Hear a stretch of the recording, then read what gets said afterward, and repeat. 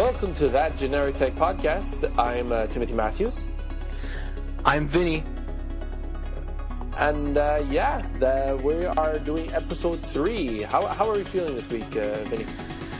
I'm feeling very relaxed and very depressed. Depressed? Yes, because I was on vacation. I just got back late last night. Okay.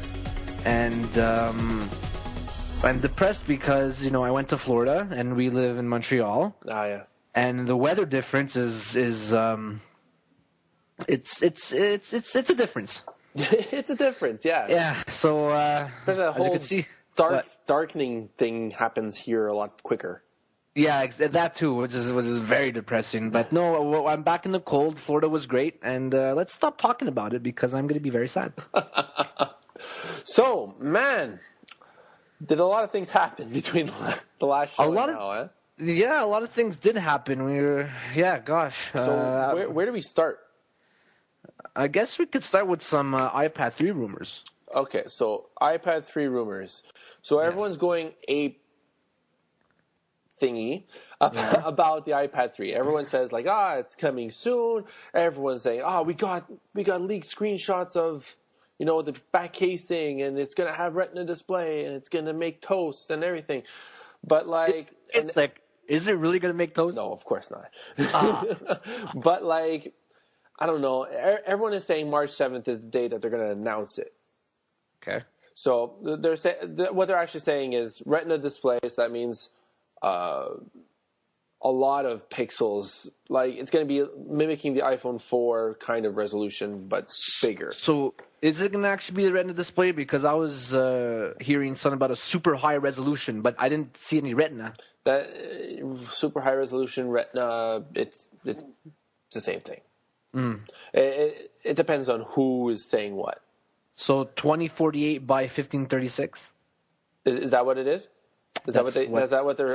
Yeah, that's 2048 by 1536. Yeah, that's crazy resolution for a 9.7 inch screen.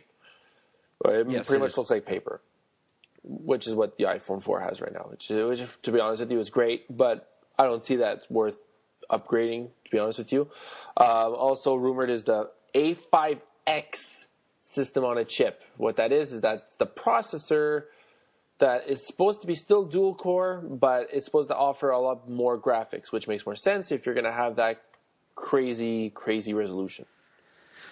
So the A6 processor was quad core? No one knows what the A6, A5X. No, these are all rumors, so no one knows what they are. Okay. It was supposedly that the A6 was supposed to be quad core, but now there's pictures of the motherboard that says it's an A5X. Okay. Who knows? But they're saying that it's dual core with a better graphics chip because everything's in the processor nowadays. So there's that, and also LTE. Yes, LTE, and I've been listening to a lot of podcasts and journalists and saying like, I don't know why you would need LTE on an iPad, just getting Wi-Fi. And I'm like, we don't all live in Silicon Valley. And having an LTE on an iPad, it makes a lot more sense than on a phone. Yeah, of course. Because you're going to use the primary thing you're using the thing for is data. That's it. You're not making calls. You're not doing anything else.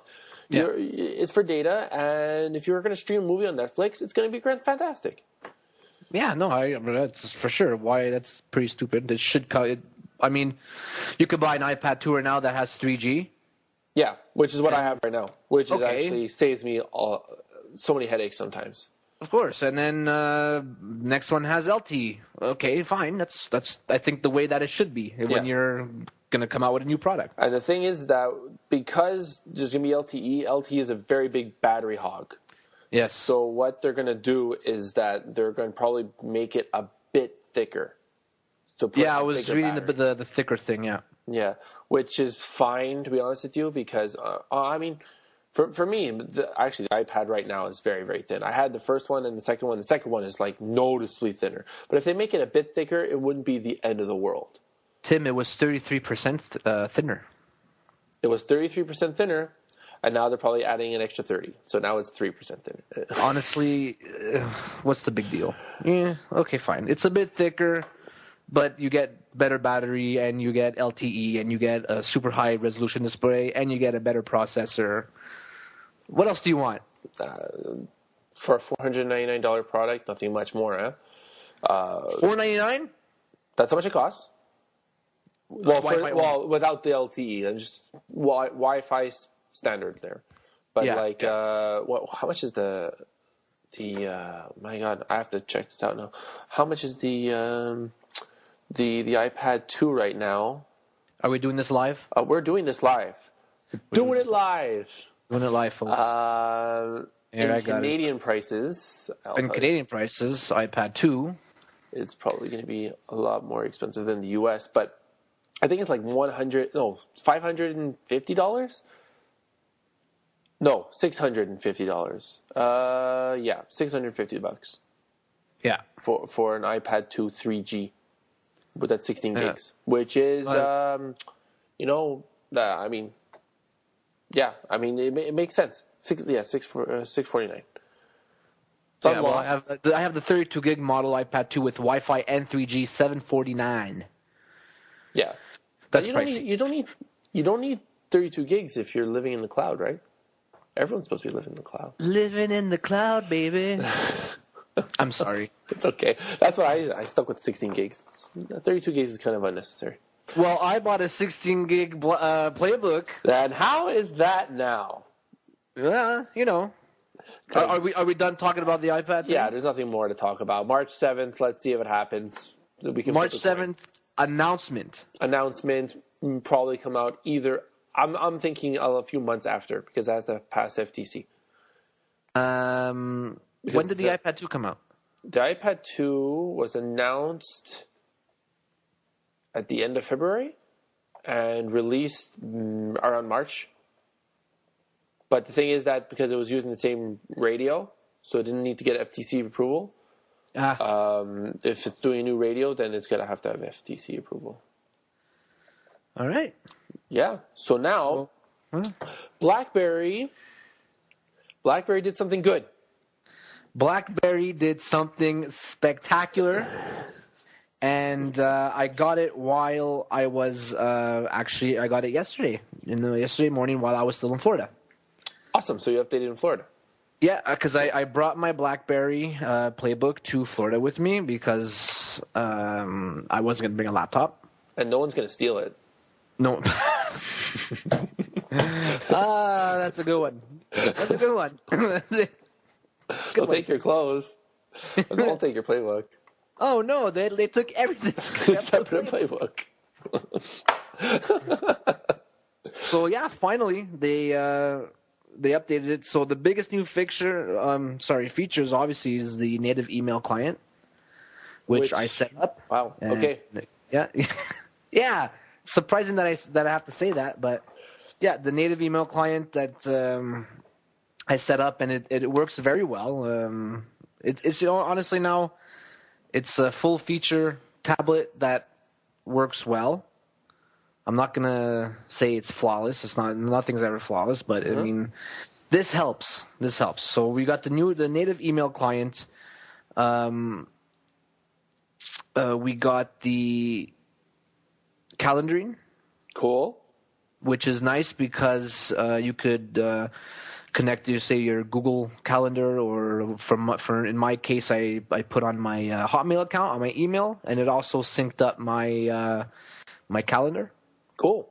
So yeah, if I make a change on my Playbook, it will make a change on my Hotmail calendar as well. We got the what else did we get here? You also got Android app. We got Android app support. I'm going to unlock it, so maybe I could show you how it looks kind of now. I will try. So, I mean, there's no, special... Can you see that? Yeah, I can see that. It looks like how it did before. Yeah, I mean, but now, they have, messages, contacts, browser, calendar, and app world all pinned on the top of the screen. Right, because now it's available. Exactly. So they're all pinned there, and you get your nice little notifications when you get an email or whatever on the top left hand. Okay. So I could get a little contacts application as well. The calendaring, the apps now we're supposed to support Android apps, or at least they're supposed to be compatible with Android apps. I looked on in the app world here. Maybe Groupon is Android app. I'm not sure. Because what I heard is that the app is not like you can't just take an APK, which is an Android executable program. It's like an exe for Windows. You can't take that, put it in your BlackBerry, and just try to run it. It apparently needs to be like packaged with BlackBerry and then be published in the BlackBerry app world. Yeah, that's exactly how it's gonna work.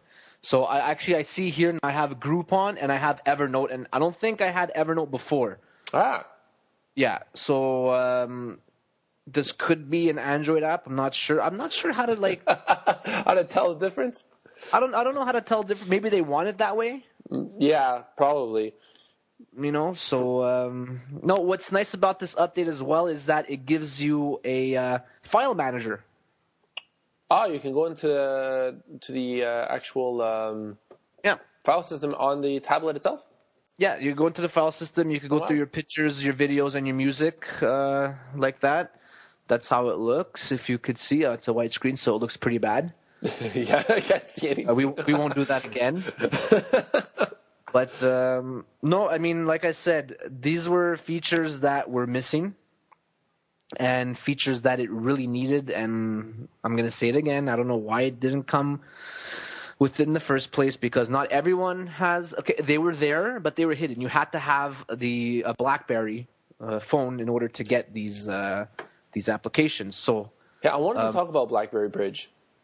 That's the thing that connects the BlackBerry to the Playbook to the BlackBerry smartphone. Apparently now you can make your Playbook into it does remote capabilities, with many other devices, including a PS3, Android tablets, and also anything that supports like the Bluetooth HID profile.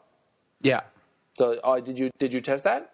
I did not test that. Okay. No. Cool, I did not test that. All I really got to do was add 2 email accounts. Okay. And cool. Pretty much just now, I mean, they had like a built-in Word and Excel and PowerPoint kind of thing. Oh yeah. Now that's called Docs to Go, as if it was called on the BlackBerry, because that's how it was known on the BlackBerry. It was called Docs to Go. Right. The Docs to Go is actually has an iPad app too and everything. So there's like third party company. Oh yeah, so that's there now, instead of before it was like 3 different applications. Now it's just Docs to Go. You run that app, and then you could create a Word or Excel file in there. Cool. You could also sync up your Twitter and Facebook accounts along with your emails. Right, it's a unified inbox now, no? Yeah, it's a unified inbox, so it displays all your emails from all accounts in one pane. Cool. But obviously, if you want, you could go in and select if you just want to see, let's say, your Hotmail account or just your Google account. You could obviously... Right, you can drill down to the specific account. Yeah. My question for Enterprise: I heard it doesn't sync with Bez. I didn't hear about. Apparently, this thing still does not synchronize with BlackBerry Enterprise Server. So, good on you, BlackBerry. Does it use ActiveSync? I'm not even sure if it does. I didn't hear anything about ActiveSync. If you check the add an email account. Yeah, let me try that. Yeah. That's very interesting. If it doesn't support ActiveSync, let's see. I'll be really surprised. Maybe I did see it. Add a new account. It should be add a new account, and it says what type of an account. Email, calendar accounts, advanced setup, and then we come to Microsoft Exchange, ActiveSync. Amazing. So they work with ActiveSync, but they don't work with BlackBerry Enterprise Server. With their own BlackBerry Enterprise Server. Cool. Maybe that's something that BlackBerry OS 10 is going to, because this is apparently like the window to BlackBerry 10. Yeah. Like how things are going to change. And I hope to God that they do this. That they get rid of BlackBerry Enterprise Server. Maybe they will. And they put it on just ActiveSync. Yeah. Make life so much simpler. Cool. Yeah. There's also another little icon that I noticed had popped up when I did the update. It's called the Video Store. Yeah, and so they're going to sell videos? They're selling videos, and then I updated this when I was in Florida, and I saw it. I'm like, I'll check it out later when I get back to Canada. It's a US only thing. Yeah. Oh, damn it. So I tapped on it today, and I'm like, okay, maybe let's check out the videos, and then I get a nice big orange screen that says the Video Store service is only available in U.S. territories. So all the U.S. listeners out there, we hate you. Yes. You guys get everything. I have no other words to say for you. We hate you. You have everything. Okay, we just got Netflix a year ago. Okay, and you know what? BlackBerry's Canadian, right? Yeah, BlackBerry is a Canadian company. RIM, Research in Motion, Canadian. Yeah. So that's done, and oh, Canada. The keyboard layout changed as well. Oh yeah. Yep. Now, you have your QWERTY keyboard, and on the top you have numbers. As before, we just had, we had a QWERTY keyboard, and if we wanted the numbers, we'd have to switch the keyboard. That's cool. With a button. And what I noticed was pretty cool actually is that when you type in let's say you're in a Hotmail login, when you type in a username, I get the QWERTY keyboard with the that symbol. No, yeah, I get just the QWERTY keyboard. And when I tap to put in my password, it gives me the different keyboard with the numbers on the top because it knows like passwords usually contain numbers and stuff like that. That's cool. I was pretty. I was like, look at that. It's nice touch. Yeah, and that's pretty much what it's offering, and it's good that they did this. Do you think it might be a little too late? Yeah. They got good press. They just need to. Seriously, within a month, they need to wow us again. They need to wow us with something. Otherwise, it's just going to be dead in the water. What the hell are they going to wow us with? Because seriously, BlackBerry OS 10, you need to be like the best thing ever since sliced bread. So you want to talk about it? Oh, the leaked images. The leaked images? Yes, let's talk about the leaked images. So, looking at this thing, we saw these. There's these leaked images that are on TheVerge.com, and these images. I don't know about you, Vince, but I'm looking at these images. Yeah. Of the new supposedly the new BlackBerry OS 10, and this thing looks like an Android phone. It's got widgets. It has the apps in that iPhone/Android manner where it has the icons and like 4 in a row. Grid of icons, what I am not a fan of. Yeah, I mean, it looks like it's on the actual the new device called the London smartphone, which is actually a pretty sexy phone. It looks pretty cool.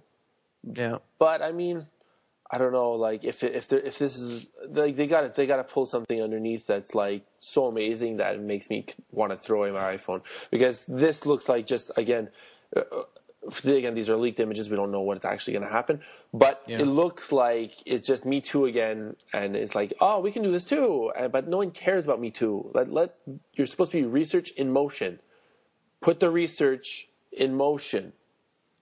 Good one, Tim. I don't know. It's just the UI is not the most spectacular thing, but if they come up with something underneath that's fantastic, then I'll be on board.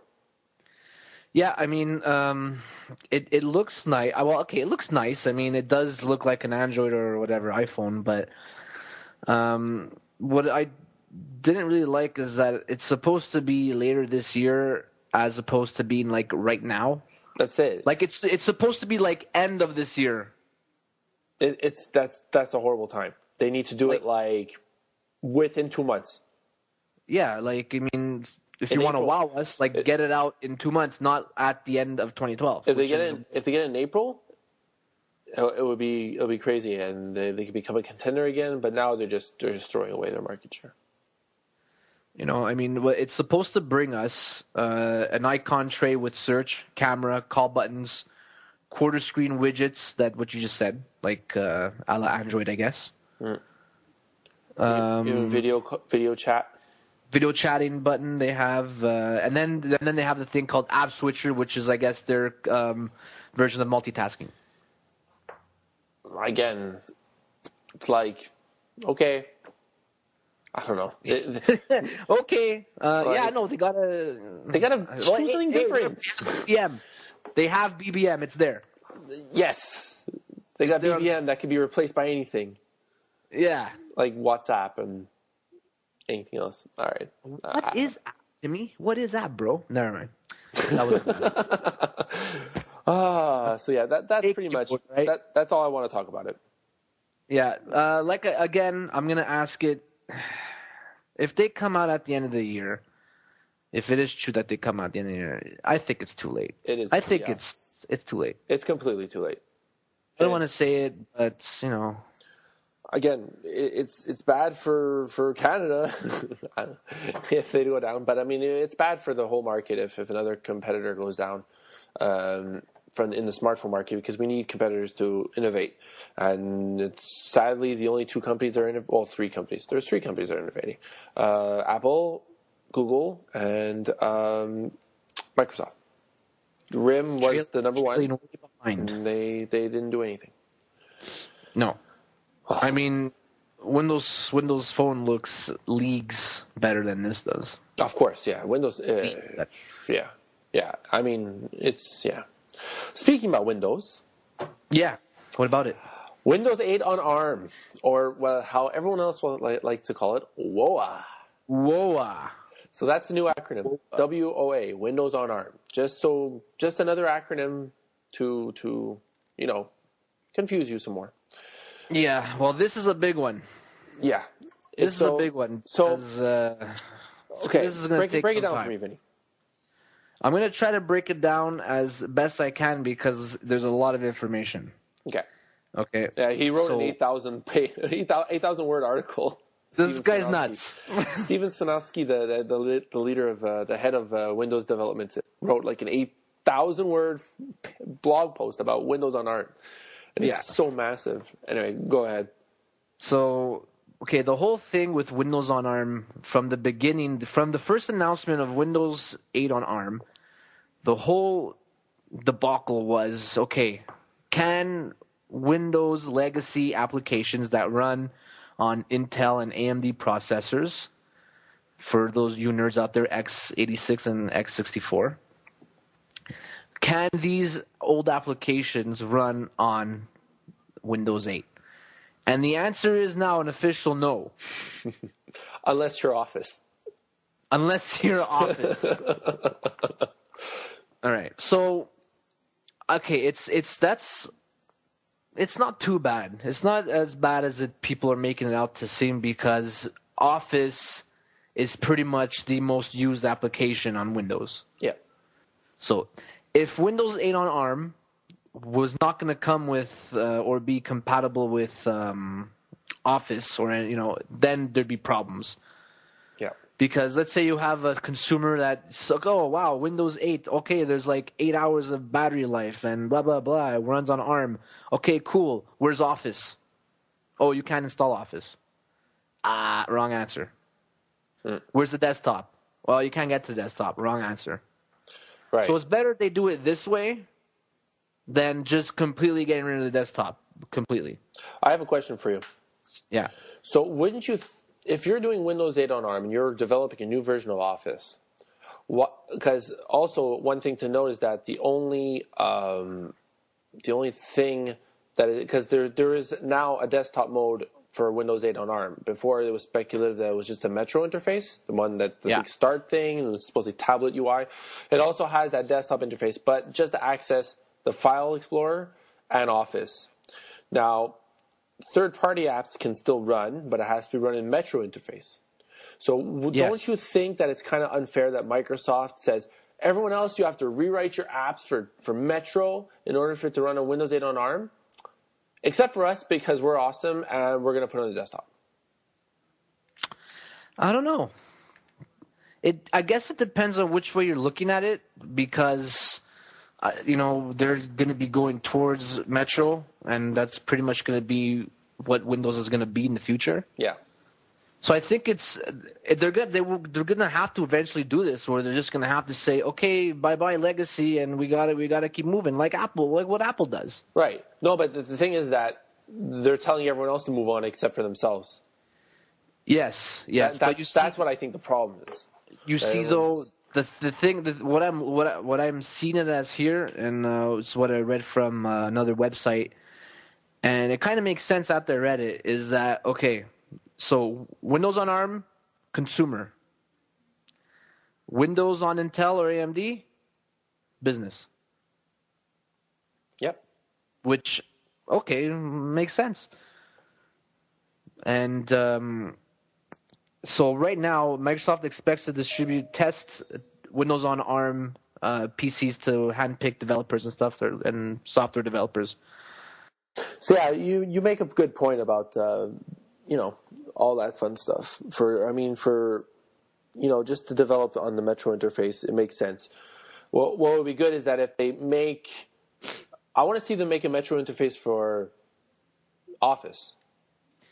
Yeah, so I know on the ARM based Windows, it's going to be coming prepackaged with Office 15. Really, it's prepackaged? That's what I'm reading like everywhere. Oh wow, okay, that's pretty cool. Yeah, so it's going to come with Office 15 apps, and apparently it's going to have complete document compatibility. So let's say you got like old docs, remember like from 93 or whatever it's called? Yeah, well, yeah. 2003, 95, whatever. 95 to 2003.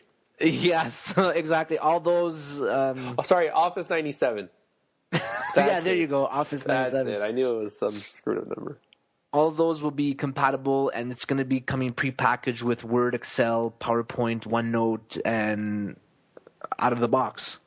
That's cool. Okay, but don't you think it's going to also, because what's very interesting is that they're trying to make make a difference between Windows 8 on Intel versus Windows 8 on ARM. And if you're a general consumer and you're going in and you see a tablet that's Windows x86 and you see one Windows on ARM, and let's say the Windows x86 is about $200 more expensive, will you know the difference? Or will there be a lot of returns saying, I can't do anything with this thing, and then you have to get the x86? I guess we're gonna have to see how they market it. I mean, there's gonna be commercials coming out. I don't know when. There's gonna be like a WOA sticker on them or something. Yeah, I don't know. That's maybe Windows Home Edition would be Windows on ARM. I don't know. Maybe, but then what if you want a Windows Home Edition on Intel? Yeah. So I don't know how they're gonna. I have no clue on how they're gonna market that. That's pretty much the only difference between Windows on ARM and Wintel. Remember that? Yeah. Wintel. So there's WOA and Wintel, and pretty much the only difference is going to be the legacy apps. They will not run on Windows on ARM except for Office. Everything else will run. Everything else Microsoft built in, like the calculator app, all that stuff is going to run. Windows Explorer is going to run. It's going to be there. All that's going to be there. You're going to be able to run the Metro-style apps. You're going to be able to run IE 10 with HTML5, no problem. You're going to have the Windows Store. All updates. There's going to be no drivers or anything for Windows on ARM devices, because everything's going to be controlled by Microsoft and the Windows Store, at least. That's nice. That's cool. So that's pretty much going to be the major differences. Oh, and also battery life. Yeah, because the system on a chip is a lot, it takes a lot less resources. Apparently there's going to be no turn off button on for Windows on ARM devices. You serious? Yeah. It won't be turned off. I don't know. Okay, I'm sorry. there might be a turn off button, but they just apparently will not be turned off. Or they won't have hibernate or sleep options. They're automatic. When they're not in use, it's like a cell phone. Okay. It'll just the screen will turn off. But let's say if you hold that button, you could probably turn it off. Okay, most probably. Okay. So they're just making it seem like, okay, Windows on ARM devices never have to be shut down or turned off because they're running. If you're not using them, it'll go into sleep mode. Yeah. Microsoft calls it connected standby. Okay. Cool. So, and it's supposed to work the same way as cell phones work. Oh, so I'm very, very, very. I can't wait for Windows 8 to come out. To be honest with you, I can't wait. It's gonna be great. I'm really. I've never been anxious about Windows ever until now. Seriously, I can't wait. I can't wait to try these new form factors that they're trying to do as a PC. It's gonna be fantastic. Hopefully, they're not expensive, or else I'll go broke. But I can't wait. I can't. Well, the whole thing with Windows on ARM is that they're supposed to be much cheaper than Intel-based and AMD-based devices. Which I hope so. Because they can't put for Windows 8 on ARM on compared to like an iPad. If you got to be below $499. Yeah, I think they're gonna be $399 or something. $399 and up. That makes sense. $399 price points on a Windows. You get a Windows tablet you can have Office in there as well. That could sell like hotcakes very easily. Yeah, but it depends on how cheap they make the devices and stuff. Exactly. So Microsoft is also expecting Windows on ARM to ship at the same time as Intel-based devices. So there's going to be no delay. That's what they're expecting. And we're going to hear more about this information, next week, no? February 29th? That's for the beta? For the beta, but they're also hosting a conference, no? Yes, they are. That's it. That's also for Windows Phone 8. For Windows Phone 8? Yeah, as well as Windows 8. Everything. Because in the end, they're supposed to be all the same things, Timmy. Everything. I'm running Windows on everything. That's the whole plan. Is that it's a Windows 8 on the phone, on the tablet, and on the PC. Which, okay, fine. I think it makes sense just to have one unified OS. One unified number. One OS to rule them all. Yeah, exactly. Cool. And also Firefox, the Mozilla group has announced a version of Firefox for Metro. Mm-hmm. But what's going to be interesting, and again, this is probably going to go back to the debate on if you're going to get a Windows 8 on ARM or Windows 8 on x86, is that for Metro, you can't run third-party plugins. And the whole point of Firefox is that you can run a bunch of add-ons that make the browser awesome. So that's another thing too. If I have an x86, an x86 tablet, I can run anything I want that's in Windows. Compared to what's on ARM, the only version of Firefox I can get is the one for Metro, which doesn't have plugins, or so it seems. Who knows? Yeah. I guess we're just gonna have to wait. Yeah. You know what? I don't know what to think about it because I don't know. I don't know what to tell you, man, about that. Really, we're just gonna have to wait until Microsoft just comes out and says, "This is it. This is how it's gonna work, and that's it, and that's all. This is the final release." If you want to upgrade. If you want to buy a new device, buy a new device. That's it. That's all. So by next week's podcast, we'll know everything. Hopefully we'll know everything. Yeah, and we'll get to have the beta, and we'll play with it, and we'll have more insight on what's changed since the developer preview. Yeah, I will definitely be downloading the beta, and I will definitely be using it and testing it out. Yeah, me too. And also, Skydrive for Windows 8. This is what got me more excited for Windows 8. Yeah? Yeah, because there's also a little video of it.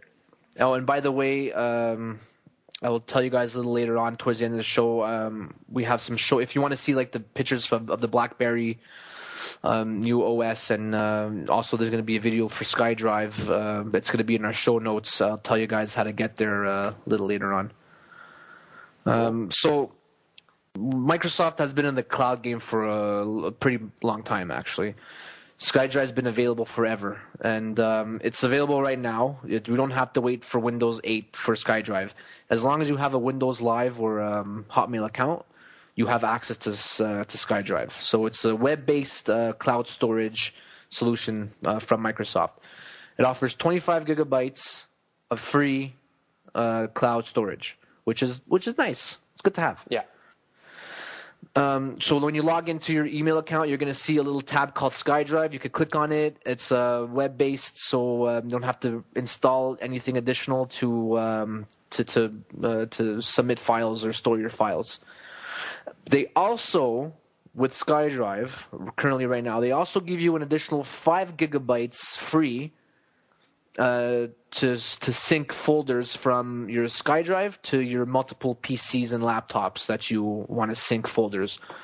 But that you have to do with an application called Windows Live Mesh. Oh, they still have that? They still have it. Yeah, it's Live Mesh. Yeah. So Live Mesh allows you to sync up your folders. So like I use it every day.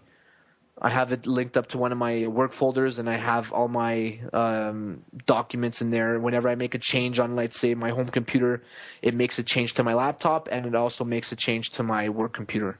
That's cool. Yeah, and it's all stored up on the... It's like Dropbox, but you get more storage for free. You get more storage for free, yeah. But right now, Dropbox, when you double-click on it, it opens like a Windows Explorer window. Yeah. And you could just like drag and drop, right? Right. But Microsoft doesn't have that for Skydrive, which is stupid. They should have it. It's okay. I get what you're saying. Yeah, exactly. So there's 2 methods of doing it right now. So you have your Windows Live Mesh, which you could sync up folders, music, pictures, and stuff like that. Mm-hmm. And you could, and it also syncs with your Internet Explorer settings if you use Internet Explorer. So like your bookmarks and your favorites and all that stuff. And it also syncs up some of your settings for Office and Outlook. That's cool. So it's kind of like iCloud, except you can't sync as many stuff with it. Cool. Right now. Sounds good. So that's Windows SkyDrive right now. So the whole thing with Windows 8 now is that it intends to pretty much integrate SkyDrive seamlessly within the OS itself. Okay. So it's like OS level file system aware of cloud storage. Yeah, it's pretty much your files are gonna be instantly available without like a USB or a third party app. Like you're not gonna have to install Windows Live Mesh anymore. That's cool. So which is nice. Part of the OS. That's awesome. It's gonna be part of the OS. There's gonna be a Metro style for it that you could get by yourself, and I think it's gonna come pre-installed anyway. So you just tap on the SkyDrive application, and bang, you're going to have access to pictures, music, documents, whatever you have stored on your SkyDrive account. That's awesome. No, that's going to be there. Yeah, it's going to be, but it's going to be like bigger than that. There's also going to be when you go into the desktop mode, if you're on an Intel, or maybe it's probably going to work on a Windows on ARM as well. If it's regular storage, and yeah. So. When you go into desktop mode, it's going to be as if it's going to be integrated seamlessly. So you're going to see within Windows Explorer a SkyDrive folder, and that's going to be pretty much your folder that's in the cloud. That's awesome. That's cool. Yeah. So it's like Dropbox.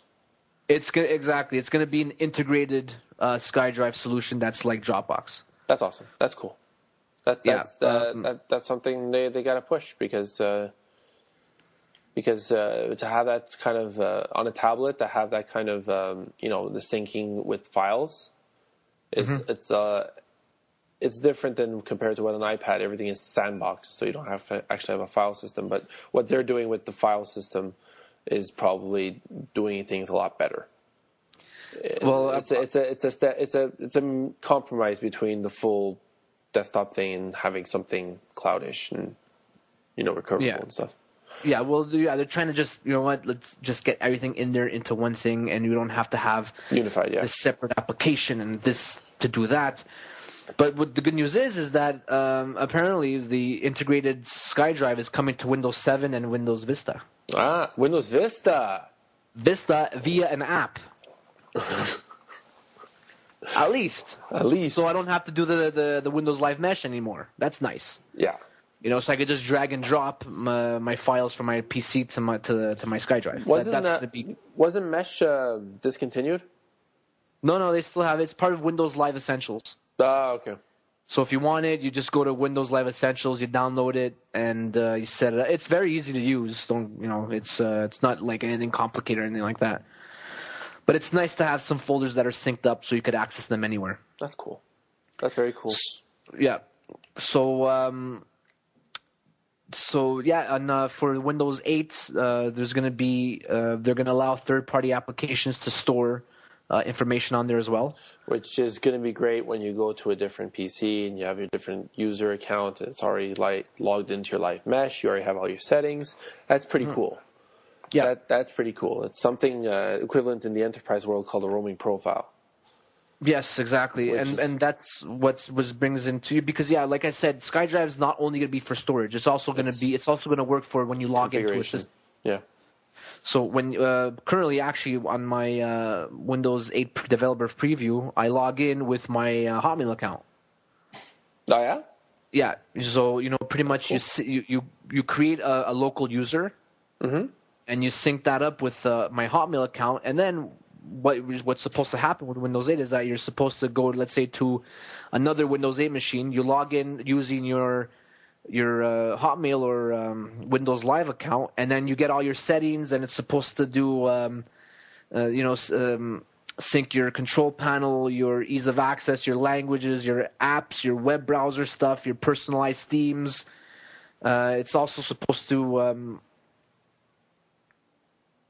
I lost myself. There's too much stuff. There's so much like, I just saw all this yesterday because I was on vacation, and I got back. I'm like, oh, look at all this. I had like 80 links open on my web browser. But no, and also it's supposed to sync up your apps, your bought apps from the Windows Store up to 5 PCs. That's cool. All right, so they're trying to make they're trying to make your Windows profile into like a profile in the cloud, and that you can, when you log onto a Windows PC, that's your profile. That's your profile, and also, obviously it's going to be if you want it. It's not going to be automatically. It's just going to, it's something you enable if you want it to happen. Right. Because you're probably not going to want to sync all your stuff to some stranger's computer, right? No. So, it's going to be... you probably do selective stuff like that. Yeah, there's going to be selective stuff and whatnot. But no, when I saw that today, when I saw the video, I'm like, and it looked to work, like great. So that I'm excited about, the whole SkyDrive integration and how it's also supposed to work for authenticating yourself and moving your profile from one computer to another, so... It makes life easier, Tim. Yeah, it does. It does. When things are synced and life's good, no problems.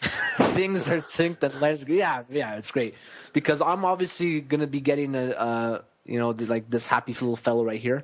SkyDrive for BlackBerry. No, actually, as soon as the Windows 8 tablet device comes out, I'm probably gonna buy one. Okay, and he's gonna buy. What are you gonna do to that? That beautiful thing that just got updated? Probably give it to my fiance. Give it to your fiance? Yeah. Okay. Or you can do something even cooler. What? You can blow it up. No. I need money for this thing, right? I kid. Yeah, so when I get my Windows 8 thing, my device, I'm gonna obviously have Windows 8 on my desktop. Yeah. And I'm gonna have one login. One login to rule them all. And it's gonna be wonderful because everything's gonna be the same, and that's what I want. I just want my computers to be the same. Your Windows Phone 8 with your desktop on Windows 8 with your Windows 8 on ARM. Life's good, Tim. Life's good. Life's good. Life's fantastic. Good. So if you want to see SkyDrive in action, we're going to put a link up on the show notes. Yeah. Good old show notes. And you can check it out. It looks nice, man. Yeah, I'm looking forward to that. But you want to know something that came out of nowhere this week, or the past week? I heard. And I'm there, and seriously, I'll tell you the story about this. I'm in the car. I'm going to work, right? Okay. I didn't bother to check the news in the morning. I'm like, whatever. I was reading my stuff and then go to work. And I'm like, you know what? Let me go and check The Verge. I checked The Verge. OSX Mountain Lion 10.8 is announced. I'm like, what did I miss? Yeah. What happened? What time is it? What date is this? Yeah. I'm like, that came out of nowhere. So, following 6 months after the release of 10.7, which is called Lion, rawr. Apple announced 10.8 Mountain Lion.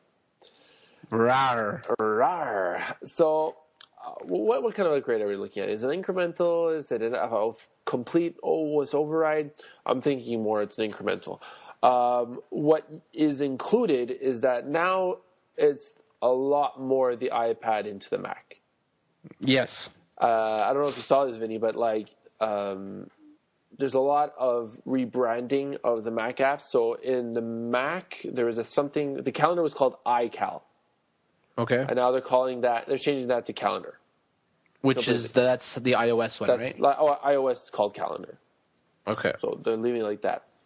Also, now if I wanted to see my tasks in ActiveSync or even in iCloud, I would have to go in my Mac. I would have to go check in iCal. In iCal, there's a task pane, and I can see my tasks. Now they're going to have its own separate app. It's pretty cool. It's actually a lot better if you do it like that. So it actually looks exactly like the iPad app, the Reminders app. So that's great. Messages too. So what they're trying to do is that they're trying to take all the aspects of the iPad and everything that you do in the iPad, they want it to sync with your Mac.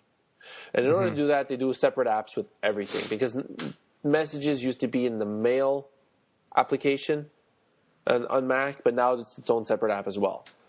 Okay. Even what's cool is that they're also replacing what was called iChat on Mac to Messages. And what they added is actually iMessage.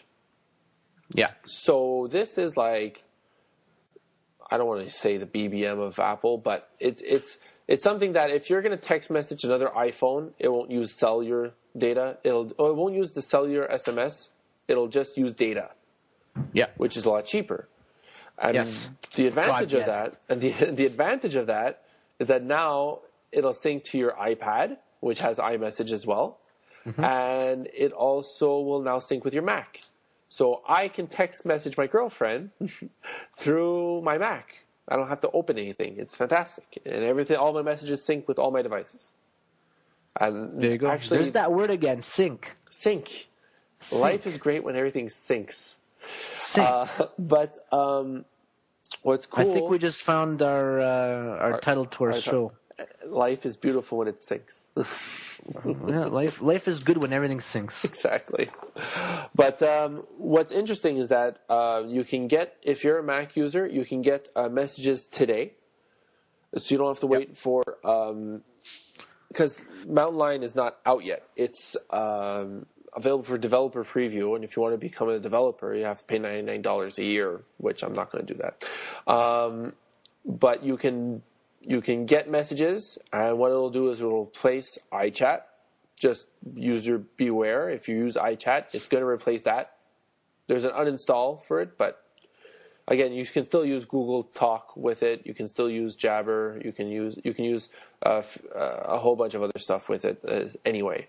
So you won't lose that functionality. But what's also cool is that within the Messages app, I can FaceTime through Messages. So they're starting to unify their services with messaging and also with FaceTime to make everything work with Mac. But again, I don't know how they're going to implement it with if they ever are going to implement it with Windows, because that would be a good thing if they implemented FaceTime with Windows. Don't know about that one. Yeah, I don't know about that one either. But another thing that's very interesting is this application called Gatekeeper.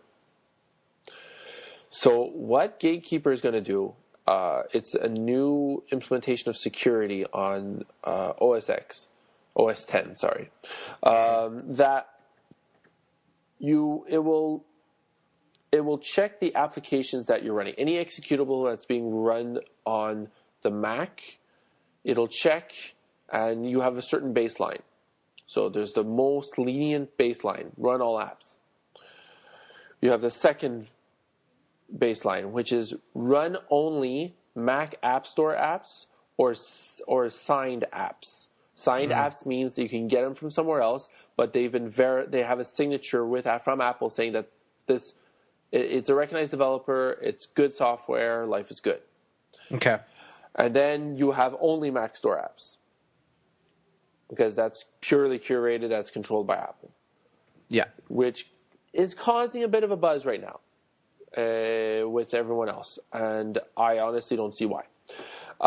Because here's the thing that it blocks that. If it by default it goes Mac apps and signature apps. It doesn't use all apps. And the argument is that, regular Joe Blow user won't be able to install open source apps. And I'm like, regular Joe Blow user does not know how to install open source apps. He doesn't even know what the hell open source is. So I find this is a good thing for regular Joe Blow user, because regular user is going to run apps that are signed by Apple or just signed as verified, or only Mac App Store apps. It makes complete sense that you want to sandbox that user into stuff that's trusted, not anything Wild West. What do you think, Vince? Well, and you're not going to be able to turn it off? You can turn it off. You can go to all apps, and then you can do whatever you want. You can install open source, no problem. So do you see an issue with that? No, it's just because out of the box, it's not all apps, like the default. I don't know. They're obviously trying to be very, very, very, very secure with this. So, and their priority, I guess, is to keep their consumers safe. So I don't see a problem with it. Regular Joe Blow user is probably only going to install stuff from the App Store. Exactly it. Unless you're a Timothy or a Vinny and you want to know. You could, go turn it off. And I don't see what the big deal is. Yeah. So, I mean, that was the only small thing that people are a little up in arms about. But, I mean, other than that, that's pretty much the gist of OSX, OS 10, sorry. I keep saying OSX. I don't know, but some guy's going to email me saying, it's OS 10, okay, get with it. I still say OSX. I know. So? It's still, it's funny to call it OS 10 because there's like 8 versions of OS 10, 9 versions, sorry. So it's like, anyway. The most important, very cool feature that's not really it's not out there, is AirPlay mirroring of your Mac. Really? So what does that mean? You have an Apple TV? What does that mean? You have an Apple TV? No. If you ever do have an Apple TV, or Never. you get something that could run AirPlay. So AirPlay is, Never. So you can actually take your Mac screen and project it to the computer, to the TV screen without any cables over Wi-Fi. Nice. So if you have a $99 Apple TV, you, instead of having cables and a projector, right, you just have this Apple TV connected to a TV, and wirelessly you can give your PowerPoint presentation to this TV through your Mac. That's or cool. You can completely mirror the screen, so it's like presentation mode. Yeah. Which is actually really, really, really cool. And nice. No, I think that's great. That's fantastic, and it's. Have you ever used AirPlay, Vinny? Have you ever seen someone use AirPlay? Tim. I know. I'm asking the wrong guy. But AirPlay is I really have to answer that? But AirPlay is actually a really cool feature that sounds cool. I mean, it's great. Like, for example, I have a setup here where I have my Mac Mini that runs a server, an AirPlay server. Okay. I have my iPad I'm listening to some news of the day on CNN, right on my iPad. I sit down in the living room. I want to watch it on the bigger screen. I just press a button and it airplays it, and it plays it directly on the TV from my iPad, and I can make my iPad do other stuff. That's fantastic. That's cool. It's one of those things that was like, it's like very, it's very cool, and it's not stressed enough how cool it is. Last few things about OS X Mountain Lion. Yep. Is that it's getting Notification Center. So that means the whole. I'm trying to find my iPhone. What happened to my iPhone? Wow. Notification Center. That sounds an awful lot of like Windows XP notification bubble. Oh, it's not. Well, no, it's not. You know what I mean, though? Notification. I know exactly what you mean. Wow, what happened to my phone? Well, I lost my phone. Well, I'm going to show it to you. Do you want me to call it, Tim? It's fine. So I'll call it using my Windows phone. Yeah, I'll show you, Vinny. So, like, you see here, my iPad's here, right?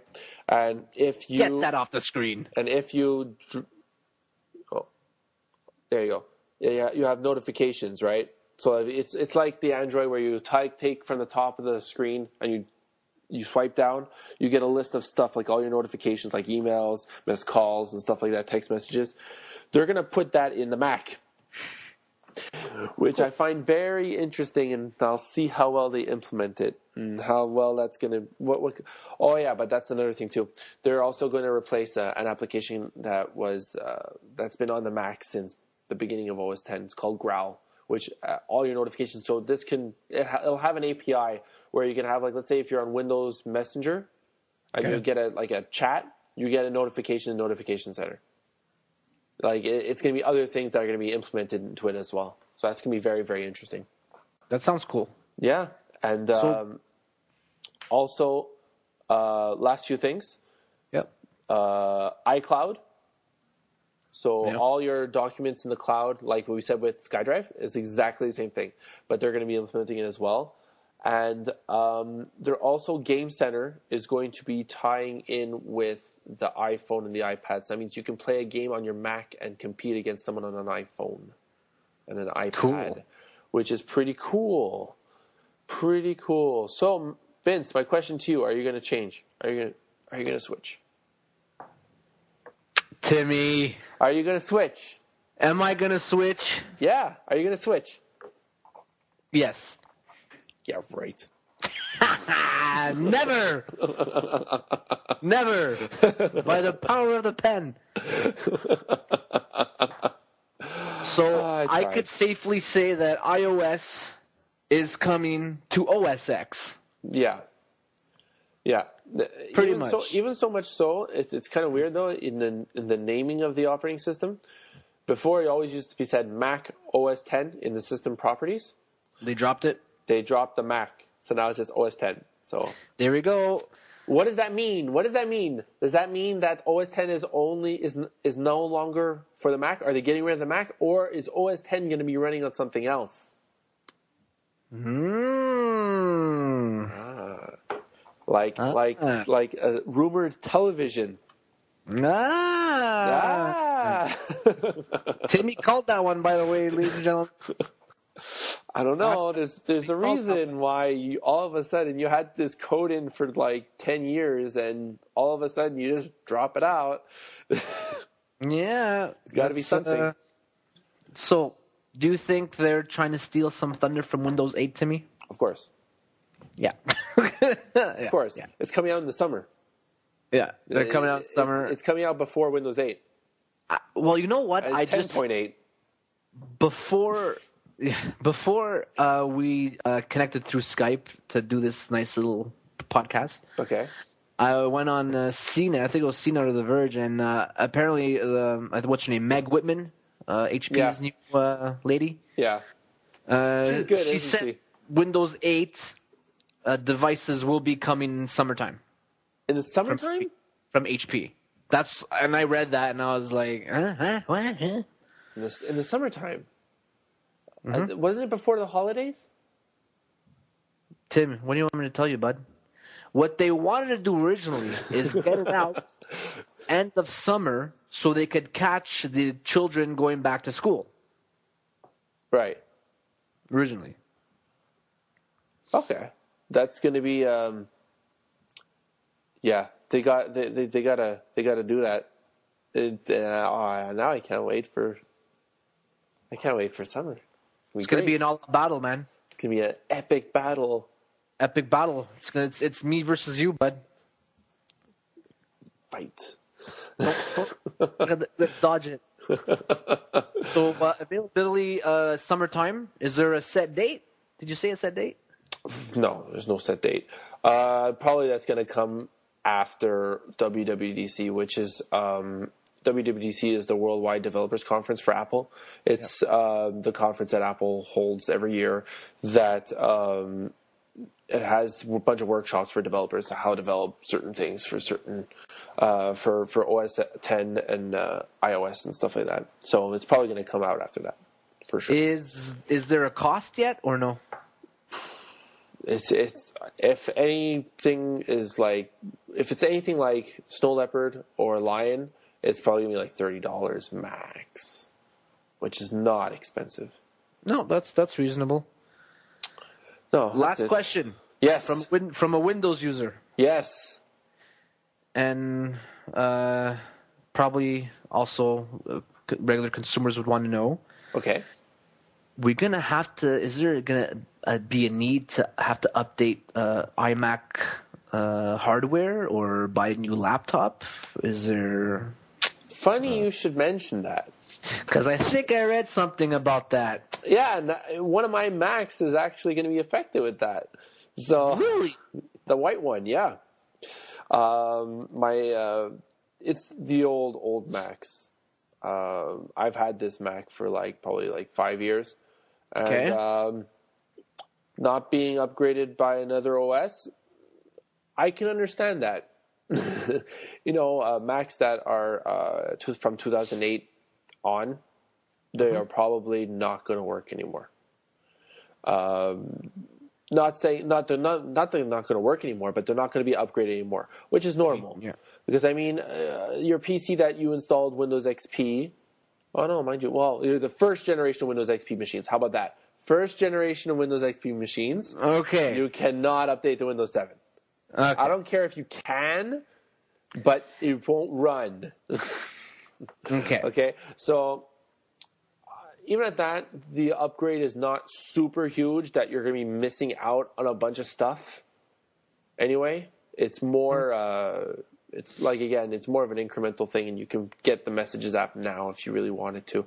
But at that point, it's from Macs that are probably around roughly 4 years old and older.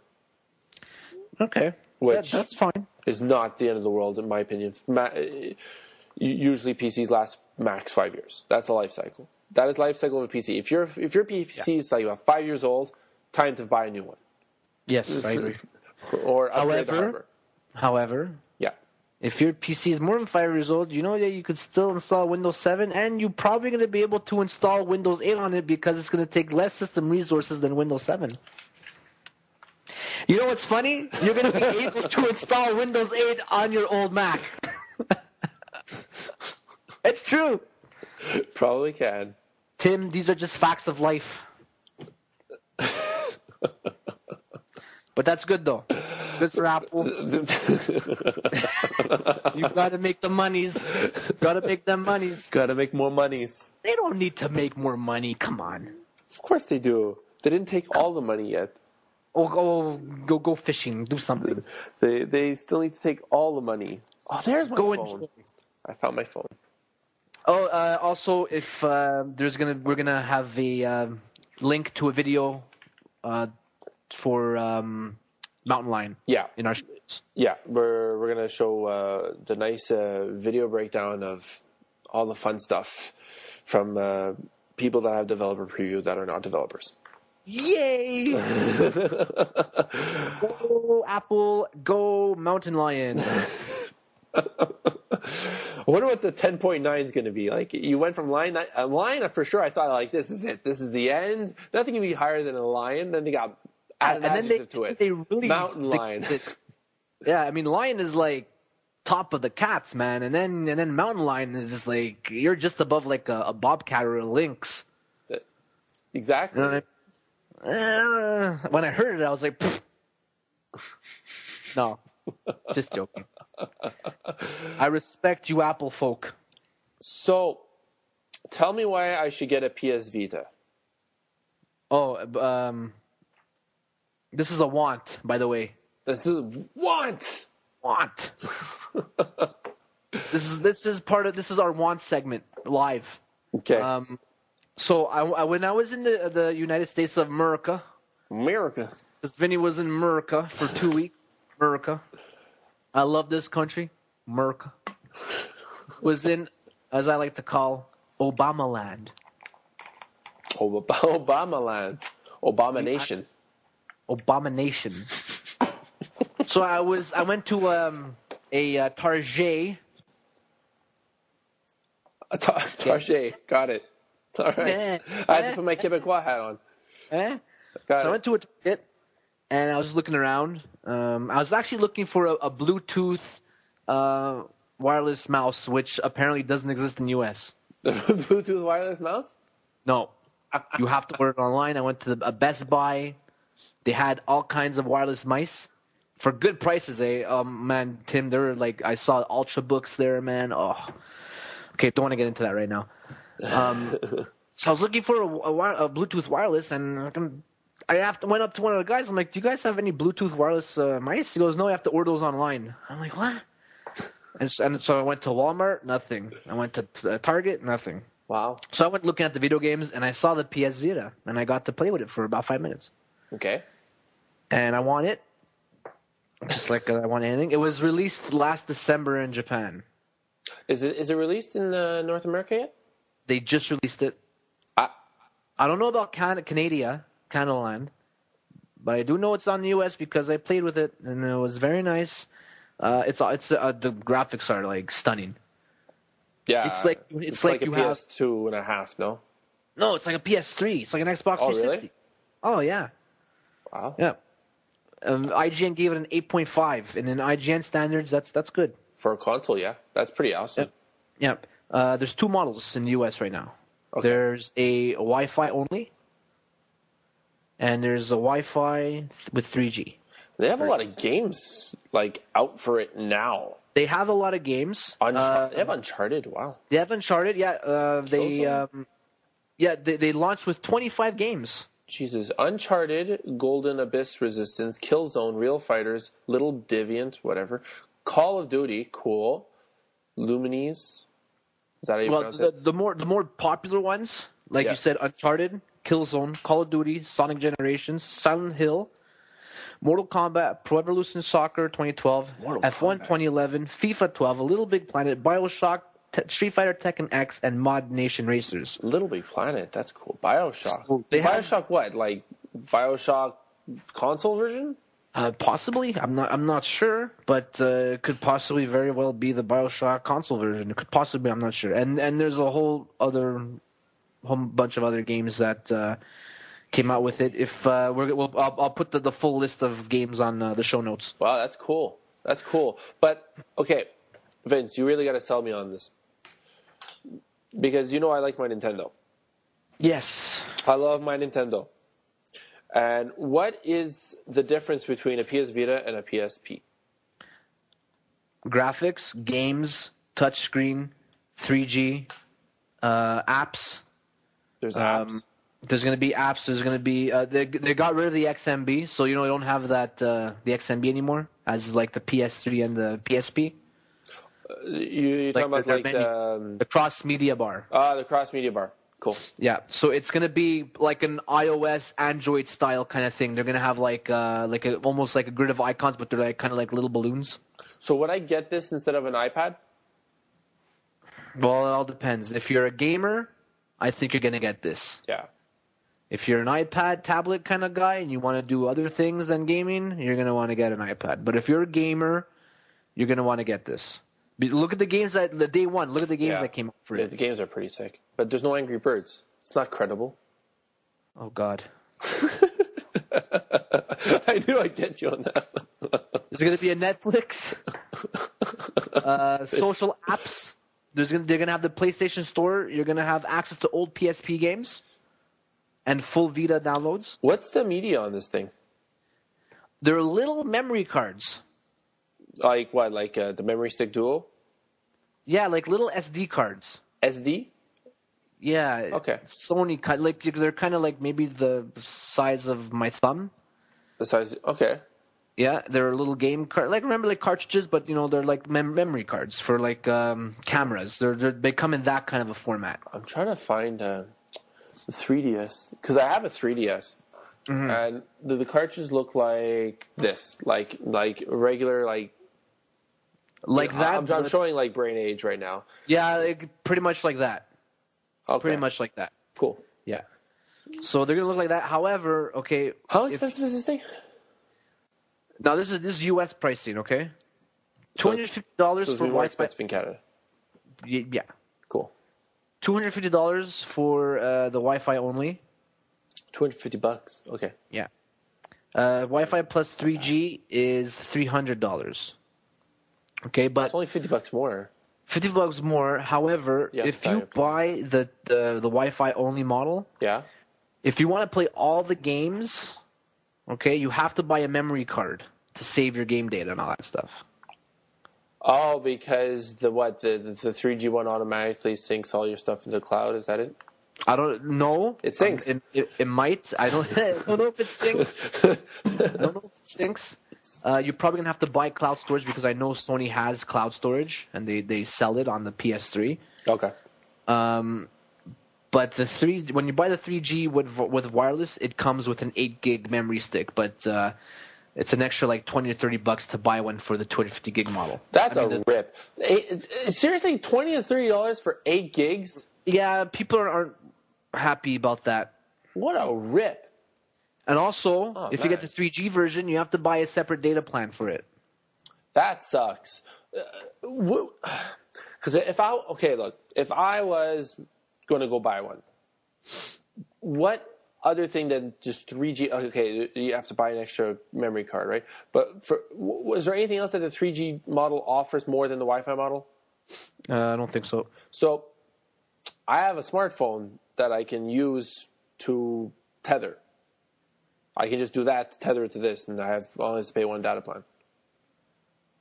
You have to buy a separate plan. No, but if I buy the Wi-Fi one, and I tether it to my iPhone, let's say, it's my it iPhone, should work. Can make a Wi-Fi. If it's Wi-Fi, it should work. Yeah. Okay. So, okay, people don't get the 3G one. Tim, it comes with 2 cameras. Which one? Both of them. Okay, so just still get the Wi-Fi one. 2 cameras. You get a rear and a front-facing. Screen is a 5-inch touch OLED. It's nice. I tried it out. That's cool. Works, and also in the rear of the console, there's like this rear touch panel. Touch panel. It's awkward. It's rear touch panel? Yeah, like you're playing like this, right? And in the back, if you could like slide your fingers. So you're sliding the fingers behind the screen. Yeah. And that's like a touchpad? How I was playing with it is this is not obvious. This is not a PSP, right? But my 2 fingers are up here because of the triggers. So your fingers are like the L and R buttons on say on a regular. So my fingers are exactly L and R. Okay. My thumbs are controlling the 2 knobs there, the analog sticks. Right, the 2 sticks. And then my other fingers here. Your middle fingers. Yes, my middle fingers could pretty much slide on the back of the system, and I could do like controls there. Now, these touch controls they're supposed to complement games and add more functionality to them. They're not supposed to replace the analog or anything like that. So you don't have to use them. I don't think anyone's going to use that. Yeah, they got in the way. I was very annoyed by it. Probably going to take some time to get used to something like that, but they were annoying. But no, they're not. They're there for like extra functionality. I think also 6-axis is there too. So like the motion and stuff. Oh, really? Yeah. Cool. How does this thing connect to the PS3? I don't know how it connects to the PS3. I don't know. No. I didn't read about that. I don't know. Actually. I don't know. I thought so. Because I know there was the remote play. No, there was remote play with the PSP to the the PS3 to the PSP. Yeah, and I think there was an update for it probably does the same thing. There was an update for PS3. I think it gave some like Vita functionality to it. So, but listen, it looks amazing. Looks great. Yeah, the graphics must look great. I don't know. I don't know. I don't know. For me, I want it. I know you want it. I just have a hard time seeing the innovation in it. Yeah, because you're a Nintendo guy, eh? Yeah, I know. You're an Apple and a Nintendo. I love Nintendo. Okay, look. I when I want to see something, I want to see some innovation into it. Like, when I saw Windows 8 for the first time, that's innovation for me. Because it's their take on the UI. When I saw Windows Phone 7, that's an innovation for me. That makes me want to drive something. When I saw 3DS with the AR cameras and you have alternate reality games and it's in 3D, that was pretty cool. That was something that pushed the boundary. I don't know. Like, the PSP was like an innovation because it brought like console-like experience to the handheld. Mm-hmm. But I don't know. I don't know. Maybe I probably need to try one. Innovate. Did they innovate? I mean, they no, not really. To be honest, they evolved. They evolved. It's just a whole bunch of cool features rolled in, and with awesome graphics rolled into a handheld device. Right. Cool. That's pretty much it. If you're battery life is around 4 to 5 hours when playing games. So that's like 4 to 5 hours straight playing games. That's good. Okay. That's good. That's cool. Straight use. Right. You could use that thing for 4 to 5 hours, and it'll keep running. That's pretty cool. Okay, so I mean, yeah, I just gotta try it out. You know what? I was bad. I was at the mall. I think probably 2 weeks ago, 3 weeks ago, 3 weeks ago. Okay. Walking in the mall, I see a PS Vita like kiosk in the mall. No one was there. It was empty, and I didn't even bother to go look at it. Okay. Oh, you didn't? No, I didn't look at it. I'm there. I said, "Oh, look, there's no one there. Keep walking. Let's go buy some jeans." Keep walking. None to see here, folks. I'm horrible. I should try it out. You know what? I'm probably gonna try it out right away. I'm gonna go get right when we're done. I'm out of here. I'm gonna go check it out. Good luck finding a store that's open now. Yeah, I know. But in the streets. Please show me your Vita. Please. Vinny told me so. There's good news, actually. Okay. Good news for you Windows XP and Vista users. And Windows 7 users. Okay. Microsoft officially adds consumers to a full 10-year Windows security update lifecycle. So that means XP is not dead. Yes. It's still alive. It will be officially supported for all until April 8th, 2014. It's the ship that'll never die. Okay, XP is alive. The anti-Titanic. Yeah.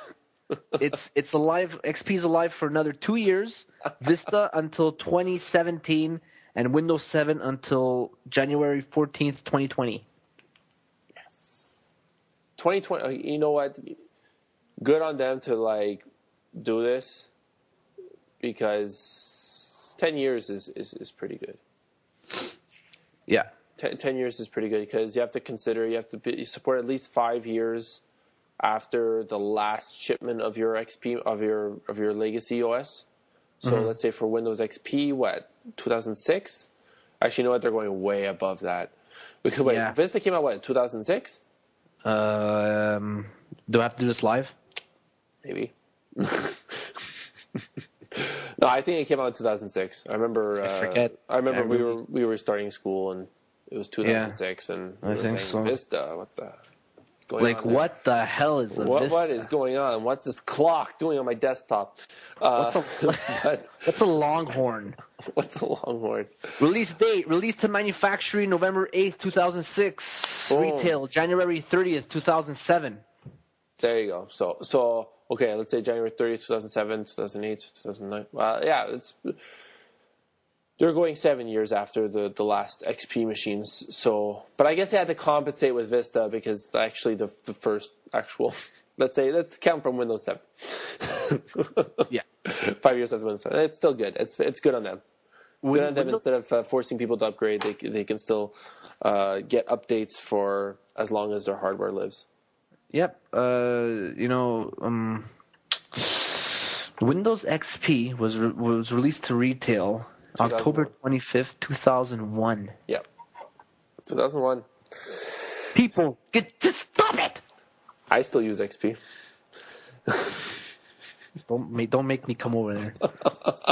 You of all people, okay, should know. Yeah, it doesn't use a lot of resources. I use it for tools, and that's it. All right. So, comic book me up here. Okay. Let me hear about this. So okay. So this is a new segment of our show called I Am Excite.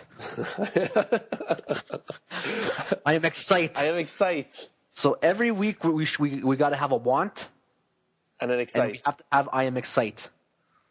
All right. Okay. So our first I Am Excite is about the new Avengers movie that's coming out. That looks pretty sweet. It looks pretty sweet. I know I'm late on this, but during the Super Bowl there was a TV commercial, and it had like an extended trailer, like a new trailer of it. That's available at IGN. I'm going to put a little link in the show notes so you faithful listeners could go check it out for yourself. But what got me actually to that link was IGN posted new photos of the Avengers movie. And then I watched the extended trailer, and I got very excited. Very excited. So for this one, okay, there's 4 wins and 2 fails. All right. Start with the wins. Okay, the wins. 4 wins. Win number 1, Captain America. Yeah. Win number 2, Hulk. Yeah. But you want to know something about the Hulk? Oh, okay, never mind. I see the promo picture. Okay, it's hidden. Like all the action shots don't show the Hulk.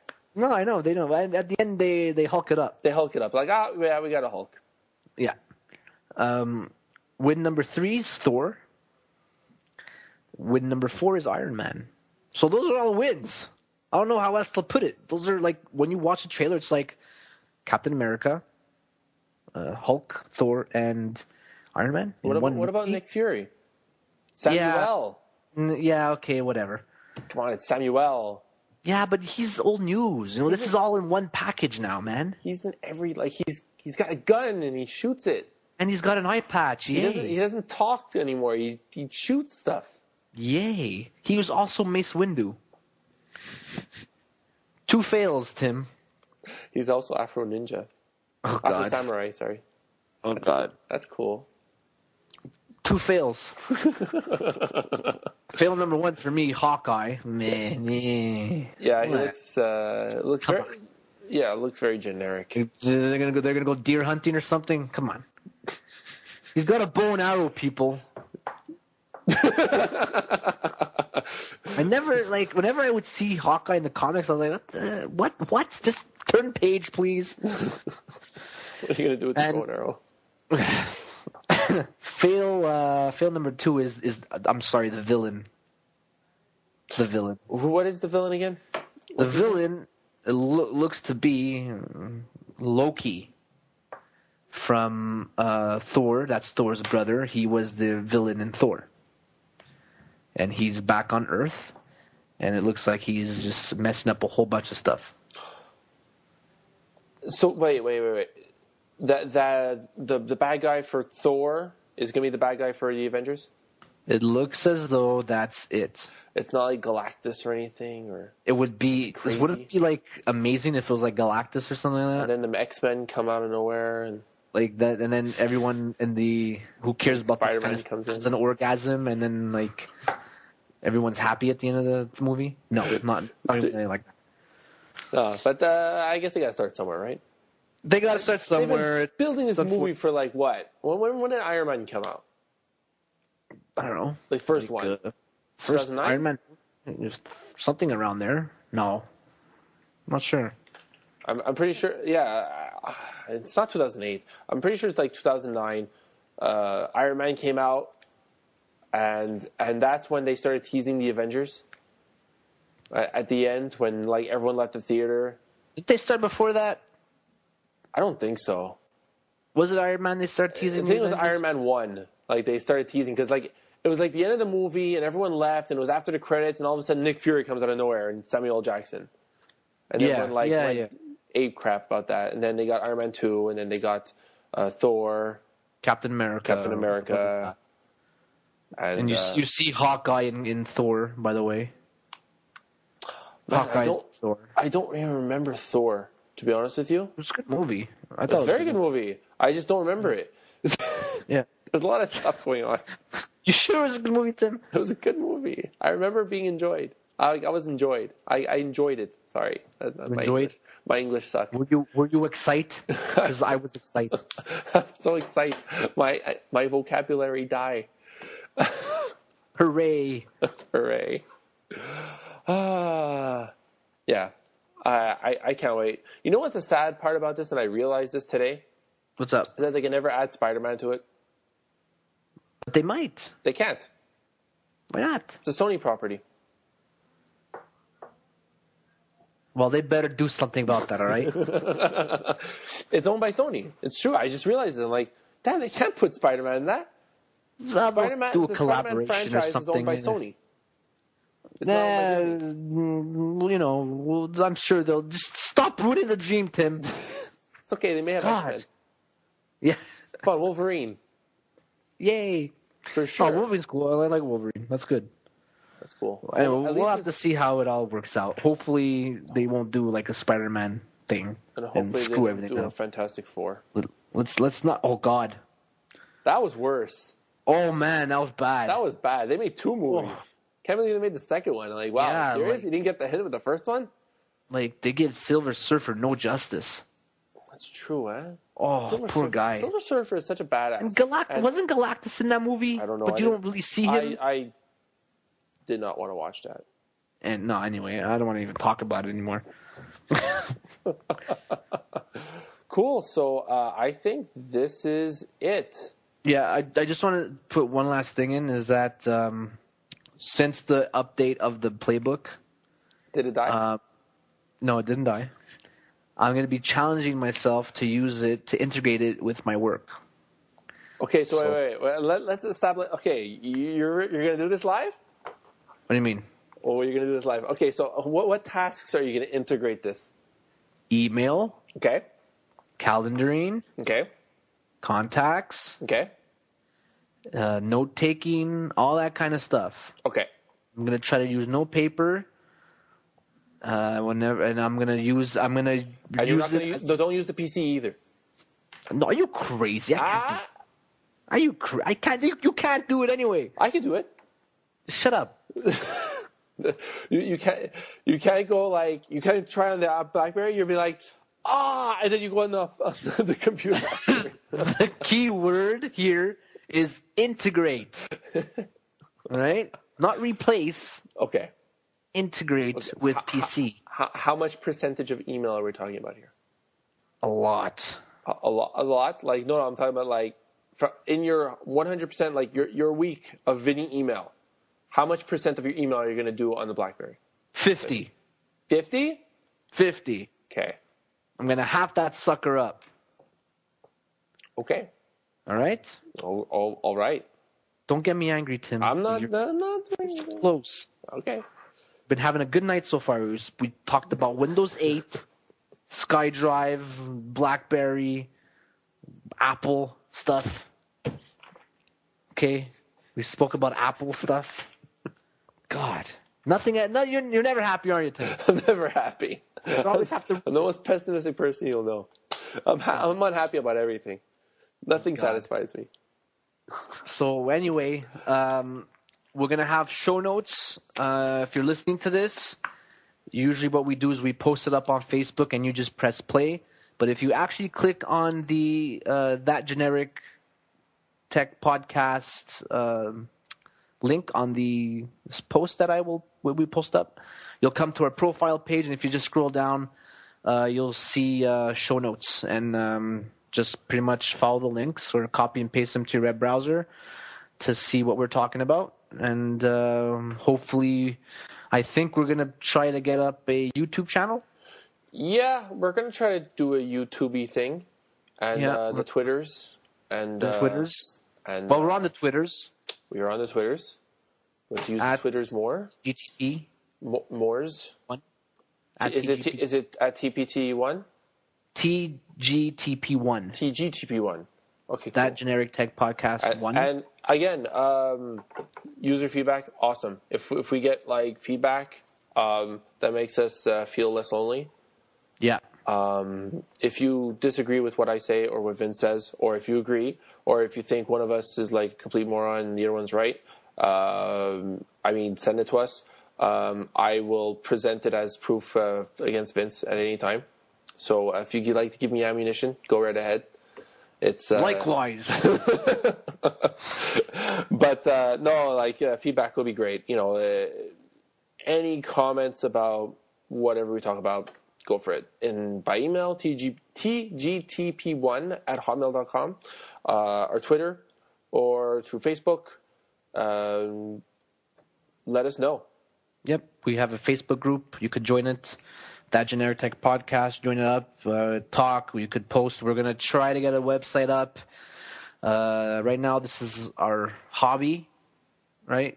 It's a hobby. It's a hobby right now. We're trying to get it off the ground running. Our third episode. We might be a little slow. I think we're doing a pretty good job keeping up with everything so far. Especially juggling our lives at the same time. Yeah, our lives, So we're gonna try real hard to get all these things done as soon as possible, so that we can make this easily accessible to you folks, and also so I don't have to spam Facebook every hour. Yeah. Yeah. All right, cool. So that is it.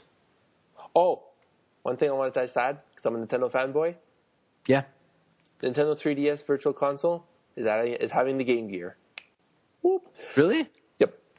Which one? The 3DS Virtual Console. It's going to add Game Gear games. Oh, it's going to add Game Gear. Yeah. That's amazing. That's cool. Anyway, it's funny. I'm like, you're so cool. Anyway, that's it. So until next time, I'm Timmy. I'm Vinny. All right, and we will see you next week.